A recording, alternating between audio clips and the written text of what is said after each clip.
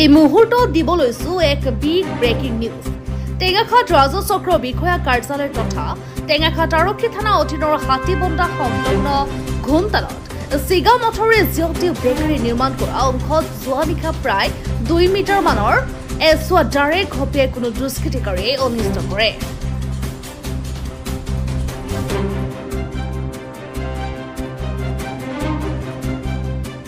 এলৈ আজি অঞ্চলটোৰ ৰাইজে ব্যাপক প্ৰতিক্ৰিয়া ব্যক্ত কৰাৰ লগতে তীব্ৰ গৰিহণা দিছে। ইফালে স্থানীয় প্ৰশাসন আৰু বিভাগীয় কৰ্তৃপক্ষ উল্লেখিত স্থলীত উপস্থিত হোৱাৰ লগতে কটা অংশ মুচিৰ দ্বাৰা চিলাই কৰি মেৰামতি কৰে যদিও পূৰ্বৰ তুলনাত কটা অংশ দুৰ্বল হোৱা পৰিলক্ষিত হয়।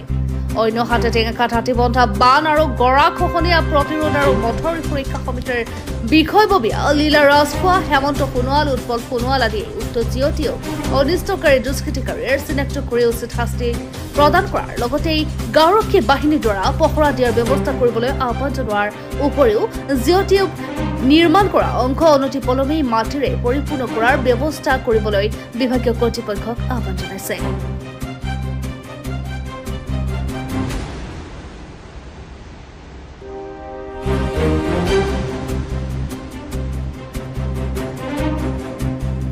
আৰু ইফালে সুৰক্ষা সমিতিয়ে উক্ত কাৰ্যত জড়িত লোকৰ বিৰুদ্ধে অভিশাপ দি আধ্যাত্মিক কাৰ্যসূচী অৰ্থাৎ গায়ন বায়নৰ গুৰুহাট মৰাৰ ব্যৱস্থা কৰিব বুলিও সংবাদকৰ্মীক অৱগত কৰে। উল্লেখযোগ্য যে যোৱা 2 জুলাইত বুঢ়ীদিহিং নদীৰ বানৰ ফলত ঘুমতালত মথৰে চিগাৰ ফলত কেইবাখনো গাঁৱৰ ৰাইজৰ পানীত হাত অচৰা অৱস্থা হৈছিল।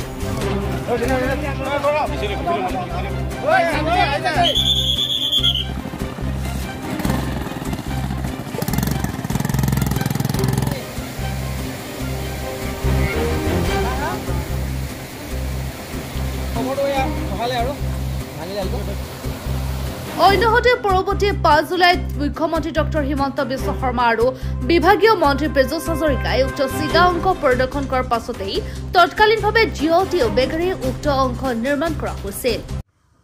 এইটোতো অতি বেয়া কথা হৈছে, কাৰণটো হ'ল এইটো যোৱা 2 জুলাইতে বানপানীৰ দুৰ্যোগত যিটো মুঠাই ছিঙি যি জনসাধাৰণৰ যি অৱস্থা হ'ল সেইটোকে আমি বহুত দুখিত।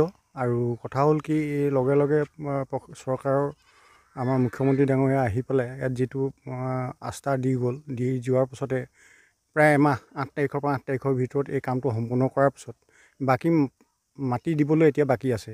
এই সময়ত যদি এনেকৈ দুষ্কৃতিকাৰীয়ে যদি এই টিউবটো কাটি দিয়াৰ ফলত যিটো বালি সোমাই আছে বালিটো গোটেইটো ওলাই যোৱাৰ পিছত এইটো বহি যোৱা মানেতো কাম নিদিব একো। সেইটো কাৰণে আমি ৰাইজে বৰ দুখ পাইছোঁ এই ক্ষেত্ৰত। আৰু যি দুষ্কৃতিকাৰীয়ে এই কামটো কৰিছে সেই দুষ্কৃতিকাৰীক প্ৰশাসনীয় ব্যৱস্থা ল'ব লাগে আৰু তৎকালীনভাৱে তেখেতসকলৰ উপযুক্ত ব্যৱস্থা ল'ব বুলি আমাক কিমান কাটিছিলে? প্ৰায় এইটো 1.5 মিটাৰ ওপৰত কাটিছে। হয়, প্ৰশাসনৰ মানুহ আহিলে? প্ৰশাসনৰ মানুহ আহিছে, বিভাগীয় কৰ্তৃপক্ষ আহিছে। কি কৈছে তেখেতসকলে কৈছে এইটো এতিয়া বৰ্তমান এইটো আৰু চিলাই মাৰি পেলাই থৈ দিছে আৰু থোৱাৰ পিছত সিহঁতে কৈছে তৎকালীনভাৱে এইটো মাটি দিয়াৰ ব্যৱস্থা কৰিম বুলি কৈছে, মাটিটো সোনকালে দিয়াৰ ব্যৱস্থা কৰিম বুলি কৈছে। প্ৰত্যক্ষদৰ্শী হিচাপে কোন আছিলে আমি ক'ব নোৱাৰোঁ। আমাৰ মানে এই কমিটি মানুহ কেইজনমানে দেখিলে, তাৰপিছত আমাক জনাই দিলে। আমি প্ৰথমে মই মোৰ প্ৰতিক্ৰিয়া হিচাপে ক'ব বিচাৰোঁ, কোনোবা অধম দুষ্কৃতিকাৰী নিধক ব্যক্তিয়ে এনেকুৱা এটা গৰ্হিত কাম কৰিবলৈ আগবাঢ়ি আহিলে। এই দুৰ্দশাৰ সময়ত মই গৰিহণা দিছোঁ প্ৰশাসনক উচিত ব্যৱস্থা ল'বৰ কাৰণে মই আহ্বান জনাইছোঁ। আৰু এই যিখিনি কাম 4 দিন থাকি গ'ল তাৰ পৰৱৰ্তী কামখিনি ওপৰত মাটি দিয়া কামখিনি শীঘ্ৰে সমাপন কৰিবৰ কাৰণে মই বিভাগীয় কৰ্তৃপক্ষক আহ্বান জনাইছোঁ। নিউজ ডেস্ক ৰিপৰ্ট, টেঙাখাট সংবাদ।